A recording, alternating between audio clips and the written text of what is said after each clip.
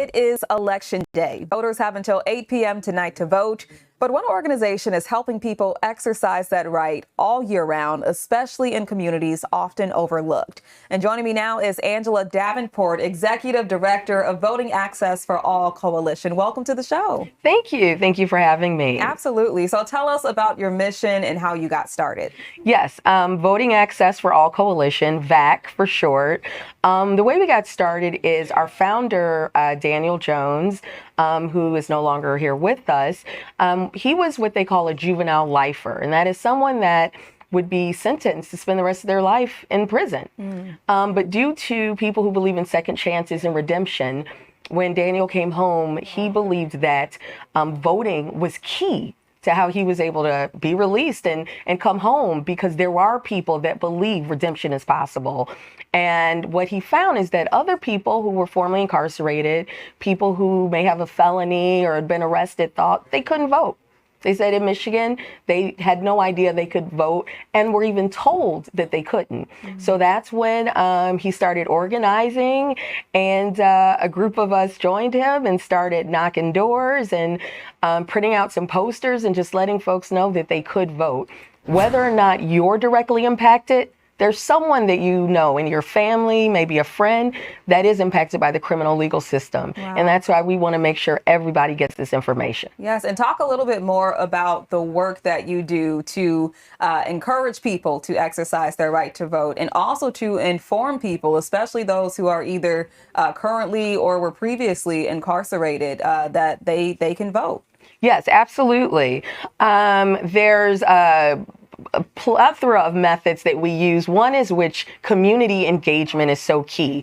So that's going to homeless shelters. We go to mental health facilities. Just because there may be people who are presented with barriers does not mean they should not have the constitutional right to vote. We go to county jails. We have events like Toys for Tots drives. One thing that we saw, especially last year when we went into shelters, people would say, well, how come we're just seeing you now?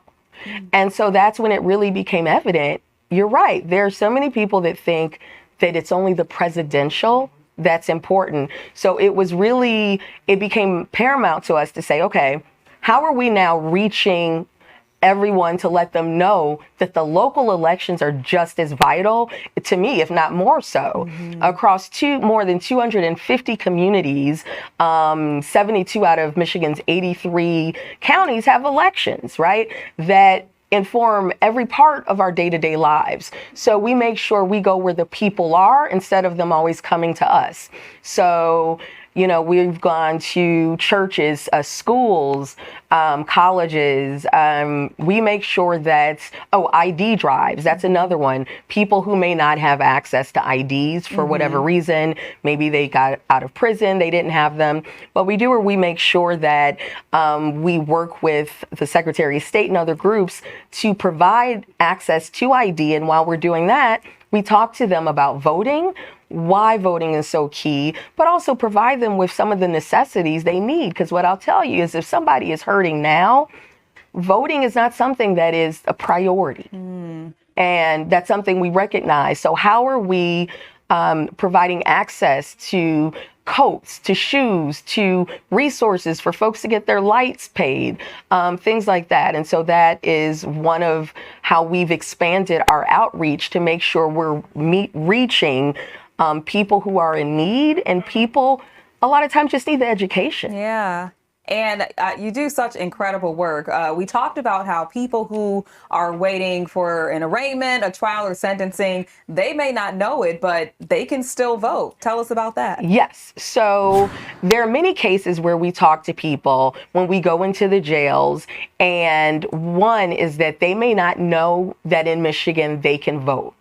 And so what we said is, how do we expand this outreach? So we have an actual curriculum that we provide in jails with folks that may have community service hours that they need to complete.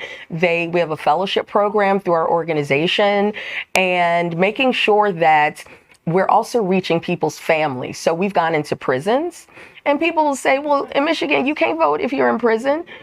but people have families. And it's so important that we reach them with this information and then they can share it with their families and their communities. Do you know how many people you've been able to help exercise their right to vote who maybe wasn't registered before or, may have been waiting on a trial and didn't know that they could vote while they were waiting for that? Yes. Last year, we recognized that we registered over 300 people within the jails.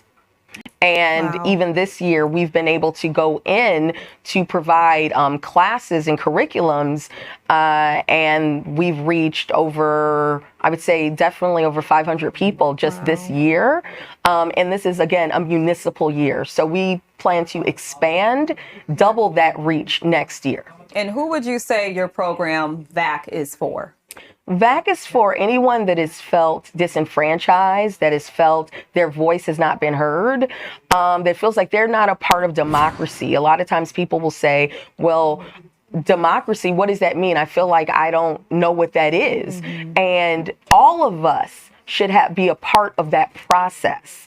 And so that's why we go door to door and we go where the people are. We cannot have people continue coming to us and then wonder, why are they not voting? So the education, I think, is tantamount to the work that we do. Where can people find more information on all that you do in the community? Absolutely. On our website, votingaccessforall.org. We're also on social media. I will say that when we have events like our ID drives, our Toys for Tots drives, we look for volunteers to come and work with us and help us. And if there's someone that you love, someone that you know that may need this information, please get in contact with us. We would love to work with them and to bring them into this fold. Definitely. It takes a village, so be sure to volunteer if you're able. Angela Davenport with Voting Access for All Coalition, thank you so much for all that you do and for joining us today. Thank you very much.